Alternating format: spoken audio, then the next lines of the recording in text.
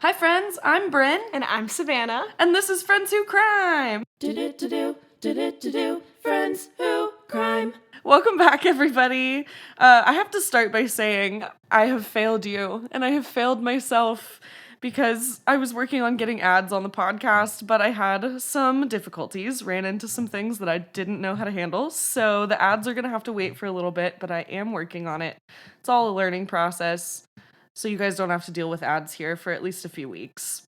I want to introduce my lovely guest today. I have Savanna on the podcast. Yay! How are you doing? I'm great. How are you doing? I'm awesome. I'm really glad to have you here. I'm so excited to be here. Savannah has been like listening to the podcast since the beginning. She sent me case suggestions. She likes all the Instagram posts. She's awesome. It's really cool to have someone invested in the podcast. I'm a fan. Thank you for being a fan. Yeah. Thank you for being a fan. So tell me, how do you know me? How do we know each other? We know each other because about 2 years ago, I think, sometime in 2023, we did a gig together. It was a corporate gig. Mm-hmm. We wore purple church robes. Yep, I still have mine. Me too. And sang Seasons of Love, but the lyrics were changed to fit the corporate event. It's actually quite fun. It was fun. But it was a weird one, but it was fun. I don't think we've seen each other since, but we've been on social media, so we've kept up for sure. Yeah. For sure. Yeah. And tell us what do you do? What is your life like? So I am a singer. I do a lot of I don't want to say a lot, but I do some freelance stuff with Once Upon a Party, which is an event company in the area. I'm a character performer there, and I also work the braid bar, which is like fun hairstyles and all that. That's fun. I teach sometimes, I perform sometimes. I'm a substitute teacher right now, and I'm working on finishing my music degree at Texas State. Go Cats! Yay! Go Cats! Go Bobcats! And what's your relationship with true crime like? So I have always been somewhat fascinated with it all. I always enjoyed Criminal Minds, shows like that. But it wasn't really until 2022 when I started listening to true crime podcasts and really got into it. Started listening to Crime Junkie. Shout out to them. And found that not only is it interesting and, there's a certain level of entertainment to it, but I think it's just really important to keep the stories alive for educational purposes, for learning purposes, but also so we don't forget these people, because, their lives were often cut so short, or even the survivors. Like, a case that has always stuck with me is, the kidnapping of Elizabeth Smart. Mm-hmm. She survived that, and I've watched, so many interviews, and her advocacy work is amazing. So I think, when the true crime content is paired with, advocacy and a sensitivity to the victims and survivors and stuff, I really dig that. But yeah, so I've been very interested in it in the last few years for sure. Cool. I'm right there with you. It's been, especially the past few years, that there's just so many documentaries that are coming out on all the streaming services, and now they're doing dramas based on a lot of real cases. Yeah. There's one about the Happy Face killer that's about to come out. I saw that. Yeah. I started listening to Morbid too. Uh-huh. Yeah, you and my cousin, shout out Sue, she might be listening later, so. She told me to listen to specifically the Charles Manson episodes. Mm-hmm. So I'm starting with that. Nice. So. Nice. Yeah. I love Morbid. Yeah. I base this podcast a lot on their energy. Mm-hmm. And I always try and remind myself, you can't be a complete ripoff. No. Just a little. Just the same vibes. Yeah, same vibes. Just two people having a cool conversation about true crime. Casual. Yes. Yeah.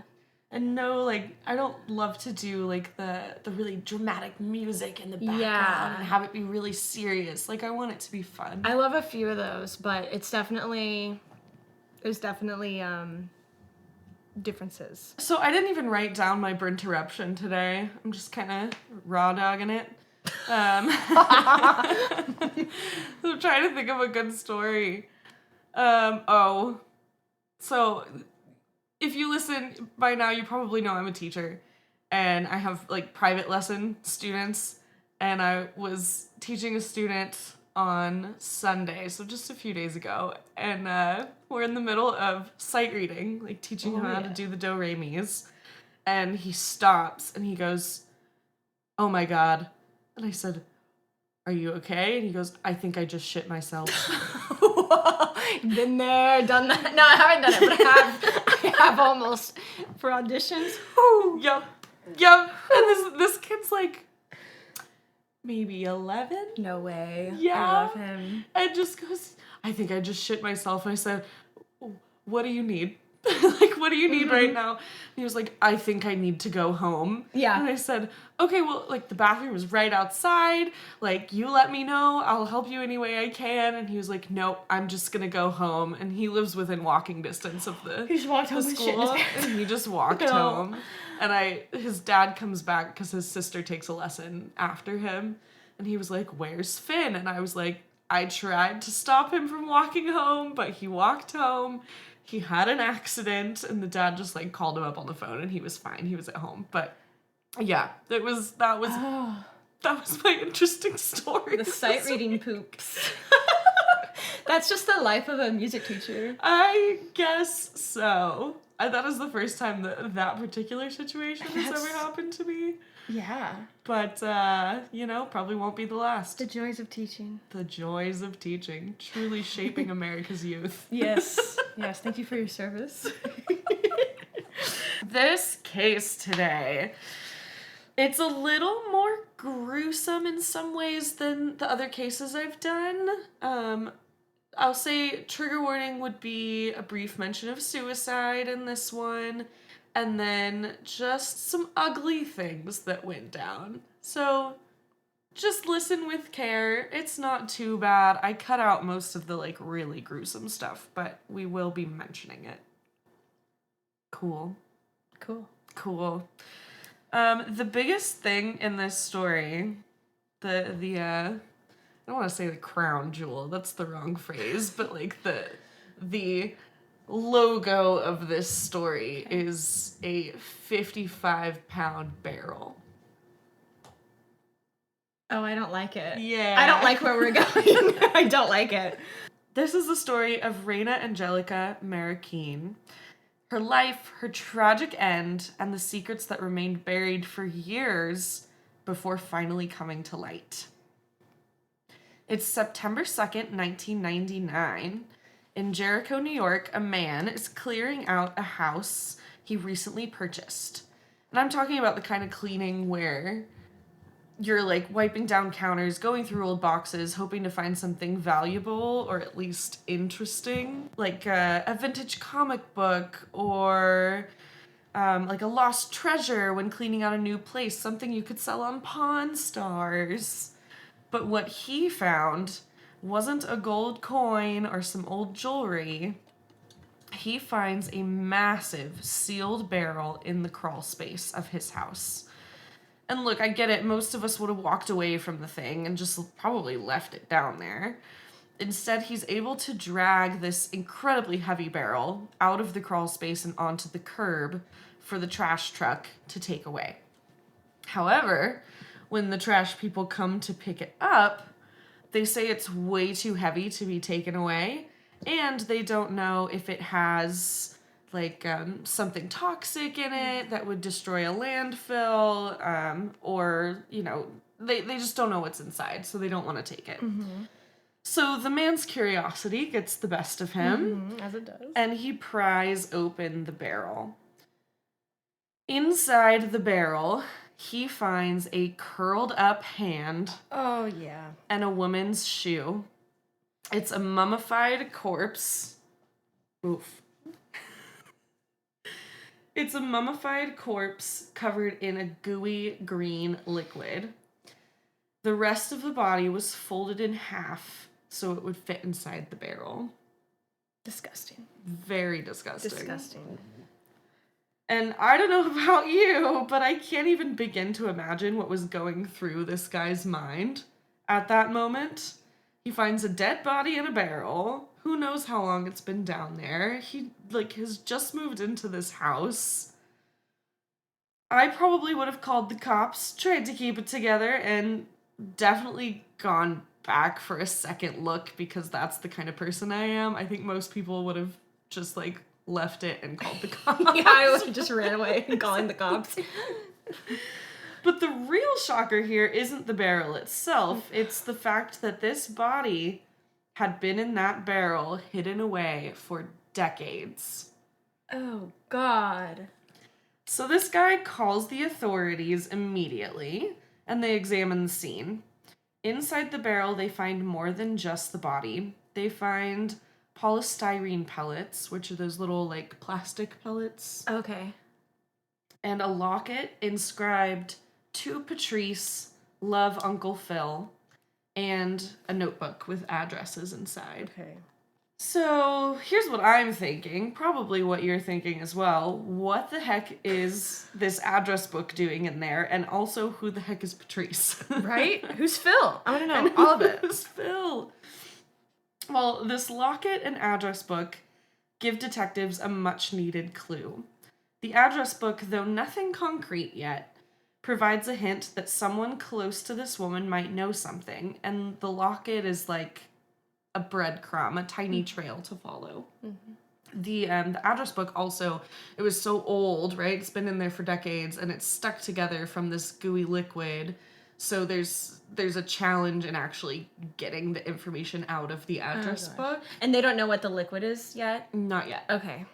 And they eventually will assume, I don't think it was tested, but they assume that it's just like a chemical that was being used to either decompose her body or keep it from decomposing. Do we know how badly decomposed it was? Not decomposed very much at all because it was so tightly sealed in the barrel. Okay. So they don't know how long she's been there yet? Not yet. Okay. Let's take a second here and reflect on what we know so far. Yeah. A body in a barrel, sealed and hidden away for decades. It's hard to imagine someone living in that house for years, completely unaware that someone was just waiting to be discovered in their crawl space. It's I was thinking it feels a little bit like a childhood video game, and it's like a mystery level, like a secret level, except for the prize is a mummified body. Yeah. Yay! definitely not the ending that most of us would hope for. Yeah. But how unfortunate. It is. Not knowing who the body belonged to, they could only determine that it was a female of Hispanic descent. A tiny woman, only about 5'4", with long black hair and some gold work done on her teeth. And this gold work wasn't standard for the United States, and they think it was done somewhere in South America. Her cause of death was blunt force trauma to the head. Someone had used something like a hammer, something similar to a hammer, to smash her head 7 to 10 times, Wow. crushing her skull. She was also 8 to 9 months pregnant. Oh.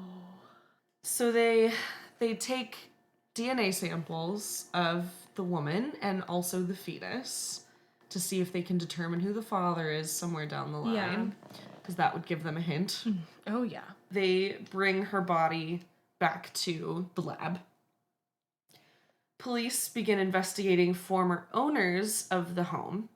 They finally came across the man who had built the crawl space itself. Okay, that's a good place to start, because...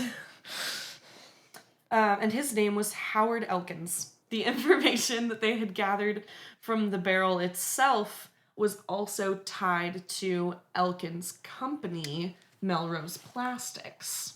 Interesting. Like the plastic beads. Yeah. And they found a stem of a plastic flower, which is one of the products that Melrose Plastics makes.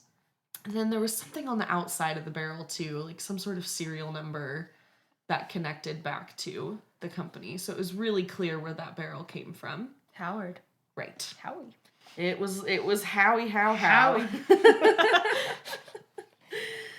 And lastly, they were able to analyze the notebook, even though it was really hard to read and the pages were sticking together. They were able to identify a resident alien number on one of the pages. They contacted the immigration office and they were able to get information back that alien number was tied to a woman named Reyna Angélica Marroquín. So now they know who this woman is. The authorities start piecing together Reyna's life, and what they discover is just as tragic as the body in the barrel. Reyna was an immigrant from El Salvador, worked her way up from very humble beginnings, came to America like looking for the dream. Mm-hmm. She started working as a nanny before landing a job at a place called Melrose Plastics. And it's a company that made artificial flowers, like I said. Yeah. Sounds innocent enough, a little quaint, but soon it becomes clear that Reyna's life was intertwined with some darker, more sinister forces, ones that would end her life. So she lived in New York, but she didn't find the life that she dreamed of. She wanted more. She didn't just want to be a caretaker or work at Melrose Plastics. She wanted to be her own person, independent and successful. The plastics company was a stepping stone to something better, at least so she thought. But life, as it often does, had other plans. Now enter Howard Elkins, Mr. I'm married but still gonna cheat on my wife himself. Yep. Howard was part owner of Melrose Plastics, and you can guess where this is going. He and Reyna began an affair. Probably one of those secret office romances that's really steamy until it isn't. And this was in the 60s still, right? Okay. Mm-hmm. And yeah, it's always I don't know, I can imagine in an office setting, you're having an affair with your boss. It can be like secretive and feel kind of fun, and then next thing you know, someone ends up dead in a barrel. So yeah, it's like textbook. Do we know if it was like consensual like that, or yes, we do? It was consensual. Okay, it was. Reyna eventually told him she was pregnant. Can you imagine that conversation? A woman who's like working her ass off, finally finding someone who has the means to help her. Yeah. And Howard tells her basically that everything will be okay. He'll help her raise the child, and he'll divorce his wife and marry her instead. Like that ever really happens. Right. The only problem is he is married, and not just married, he's got his own family. He's got an entire life. He's a businessman. He's got this facade to keep up. And what did Reyna do? She trusted him. She believed him. She had a relationship with him. But Howard didn't care about the life that they had created. He cared about keeping his own life intact, and that meant eliminating any problems. And just like that, Reyna disappears. Gone. Her mother would get calls from Reyna like almost every day. Her mother's still in El Salvador. But they would talk really often, and then all of a sudden phone calls just stopped. Yeah. Just gone. And her mother is old. She has no way of knowing what's going on. She just knows the calls stopped. Did anyone report her missing? Jumping ahead. Yes. Her friend Kathy Andrade recalls that Reyna confided in her about being scared for her life. And it wasn't just a fear of losing her job or being publicly shamed. It was a gut-wrenching fear that something worse was about to happen. And it did. When Kathy hadn't heard from Reyna for a few days and she wasn't showing up to work, she went and checked on her, knocked on the door. No one was answering the door. So Kathy went to the police and tried to report her missing. But because Kathy was not a member of Reyna's family, she was not allowed to make a missing persons report. That's ridiculous. Yes. Wait, I wonder if that's a thing that was like an actual rule, or just one of those things like, oh, you have to wait this amount of time. Like, you hear that all the time. Right. And luckily, like, mostly that's not a thing anymore. Yeah. So, police are tracing this back to Howard. So, we're jumping back there. Okay. Howard, in an effort to cover up his affair and the pregnancy, obviously killed Reyna. The details of how exactly he murdered her are still very unclear, but the timeline and evidence point to him doing whatever it took to make it go away. I'm jumping ahead. Okay. He hid her body in the barrel, sealed it up, and thought, out of sight, out of mind. Right? For quite a long time. So he wasn't that wrong, honestly. But in the end, yes, justice. He's wrong. Justice He's prevails. wrong. And it's kind of amazing to me because if I found that barrel down there, I think I probably, like, not knowing what was inside, I just bought this house, it's heavy, and this crawl space was, like, super small. You literally had to crawl to get there. Like, I would have left it there, I think.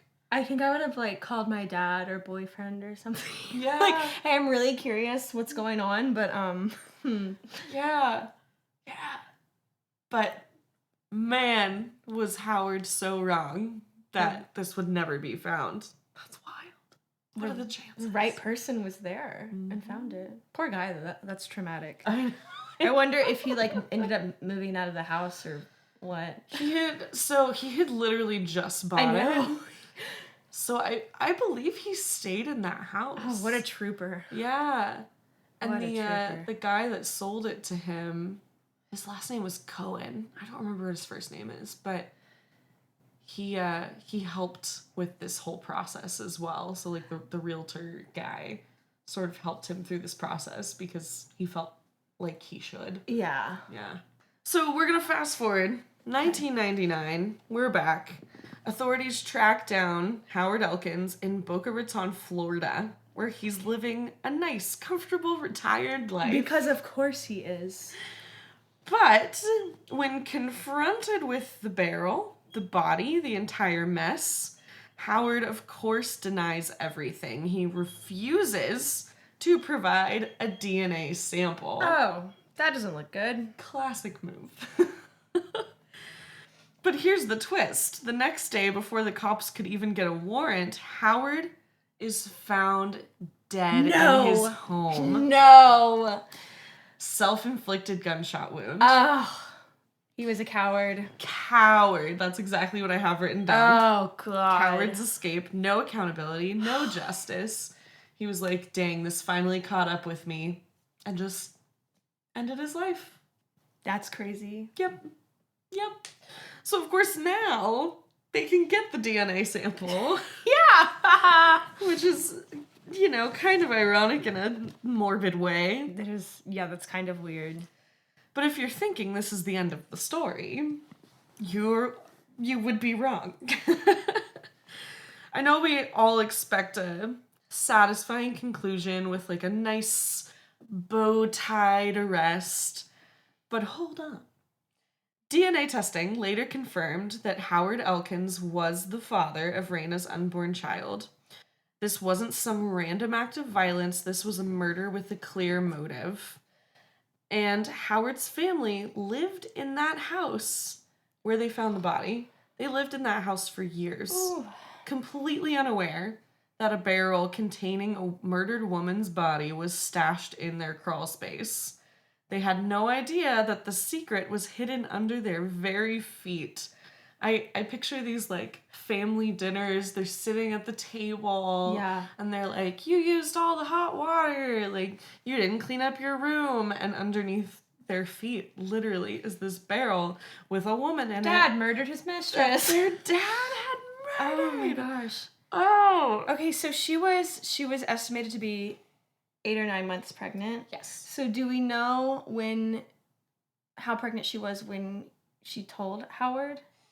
I believe she was like 6 months pregnant. Yeah, and then so in between that, planning it, I'm assuming, and okay. And he kind of led her on, like... Yeah, buying himself time, I assume. Right. Like, yeah, like, don't worry, I'm gonna divorce my wife. Don't worry about it. And then, obviously, he did not. No, he did not. Oh gosh, and also being his wife and then finding that out so many years later. So his wife was alive when they were in Florida? Mm-hmm. Oh, wow. Then that's even more cowardly because I'm sure she had a lot of questions. I don't know if she's alive now, but probably She's not anymore. Yeah. I'm sure she would have had a lot of questions. So the fact that he took that, or his kids too. Yes. But he took that away from all of them. Yeah. Ugh. It's Annoying. just like having to come to terms with all of it. And like, you know, if he had stayed alive and tried to defend himself, maybe they could have taken his side, right? We see that all the time. That's true. Where the family is going to support their father no matter what. Yeah. But his suicide was his admission of guilt. It was. Like, he'd been made. Did he write any sort of note or anything? Wow. Nope. What a jackass. Like, to not even leave your family with some sort of, not that anything can be closure, but oh, I hate it. I hate it. So to end today, I'll just say that Reyna's life was a tragic reminder of the dangers that exist for those looking to escape hardship, people who come to our country hoping to find safety, security, maybe even love. But instead she found betrayal, manipulation, and violence, which I think is, it definitely applies to our country today as well. Like, people come here hoping for one thing and they are met with another. Sorry, the only thing I can think of right now is the clip of Schmidt from New Girl going, "A white man? No!" Typical. Typical. It's literally how I feel right now. I'm assuming Howard. Yes. I'm assuming. Yeah. I'm just. Definitely a white man. Yeah. Yeah. Gosh. Her story, though, is also one of persistence. No matter how long the truth stays buried, it always has a way of rising to the surface, whether you want it to or not. So, Savannah, thank you for joining me on this dark journey into the tragic and twisted case of Reyna Angélica Marroquín. Thank you for having me. I hadn't heard about this one. Good. But when you said barrel, I knew where it was going, and I was terrified. Yeah. And rightfully so, because disgusting. Okay, the liquid. Yes. Okay, so do we know why he put that in there? It did end up being chemicals, and those were traced back to the plastics company as well. And I don't think I read anything anywhere what the exact intentions were. It might have just been in the barrel. Yeah, that's true. Okay. It could have been like from her partly decomposing. Yeah. I'm not entirely sure. Probably a gross conglomeration. Yeah. Yeah. Yeah. But it was weird. The green, gooey liquid. Blah. Man. Do you have any questions or anything else you want to say before we end today? I think it was just I do have my notebook. I brought my notes. They never found the weapon. Nope. Dang. Nope. Probably lost to the abyss somewhere over the years. Okay. It's just, you know, it's just so sad because she was making her way up in life, and who knows, and she probably would have been a great mother. Oh yeah, you know, regardless of Howard's involvement, she would have been a wonderful mother. Who, you know, children of immigrants, I feel like, work so hard because their parents came to the U.S. like, for a reason. Well, and she fled violence, you know? I mean, that determination and that wanting better for herself. Like, imagine bringing a kid into the picture. I'm sure she would have done anything for that child. Yep. And that's with Howard, too. It's like, man, not only did you, like, kill your mistress, you killed your unborn child. Because at that point, like, baby's almost there. That's crazy. Yep. Ugh. Yep. Well. And it's also disappointing, too, that, like, we will never know what actually happened. Like, how he killed her. Or why exactly, like, what his thought process was. Like, he took that away from everybody. This is similar to, like, how I feel about the whole Lacey Peterson case.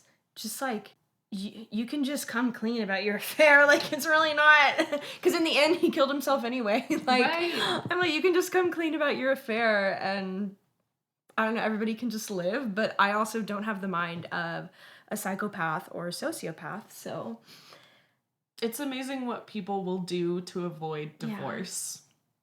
Crazy things. All right. Well, that's all I've got for you today. I really appreciate you being here. Yes, thank you for having and me. making time to like come to Oh, yeah. my little makeshift studio here. It's great. I hope that you had fun. I did. Good. That's weird to say with like how tragic it is, but I did enjoy it. Good. Good. You guys, that's all I've got for you today. So have a good rest of your week. Remember to drink water, take your meds if you have meds you need to take. And remember that friends don't let friends commit crimes. Bye.